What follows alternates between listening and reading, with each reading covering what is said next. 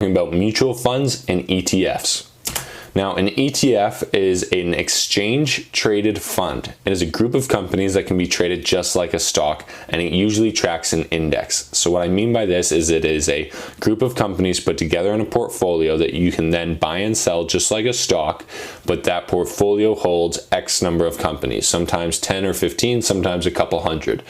The nice thing here though is that you can get instant diversification. By buying that ETF, you get the rights and the ability to hold all 500, let's say, of those companies, and you get the diversification and the benefits that that brings with it.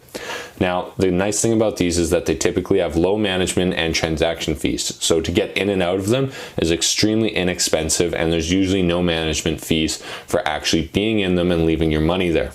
Now, the best known ETF is the SPDR S&P 500 ETF, which tracks the S&P 500 in the United States.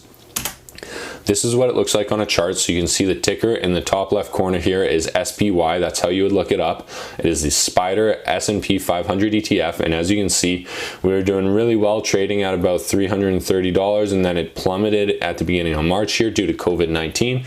We're slowly recovering from it, but if you wanted to buy in, it would now cost you $286.64. And when you made that purchase and you actually bought this ETF, you would then get the diversification of owning 500 different shares, and this is what it would look like on a chart.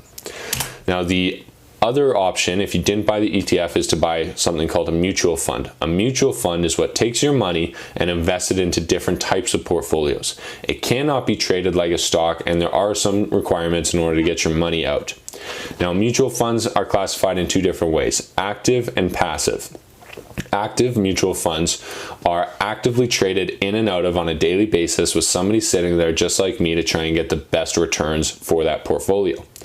A passive portfolio is basically like an ETF. It's a group of companies that are designed to track an index, but it's purchased through the mutual fund with small management fees. Now, there's higher management fees for the active portfolios, obviously, because somebody's sitting there and managing it, and that's what you pay for out of the profits and the returns. Now, BlackRock Funds is currently the largest mutual fund provider, and we're going to check out their website real quick. So this is what it looks like, blackrock.com, and if we go to their products, we go to the products and we go, let's say, equity, we can see all the different things that they have.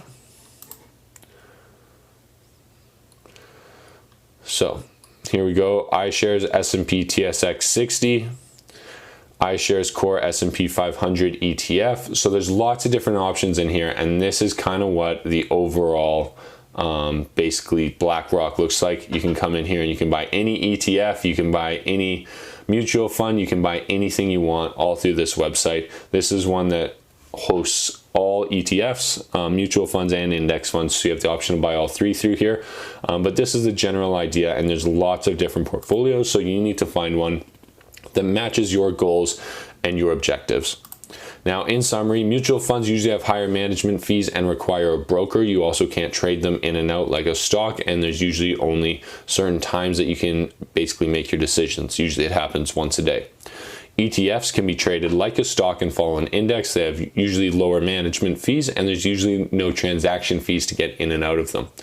Now, the advantage to buying any of these options is that you get instant diversity. You get to basically, when you buy that index fund, you can make one transaction and own 10 different shares or 500 different shares and get the diversity for your portfolio so that you're a little bit more stable and a little bit more safe in your investments.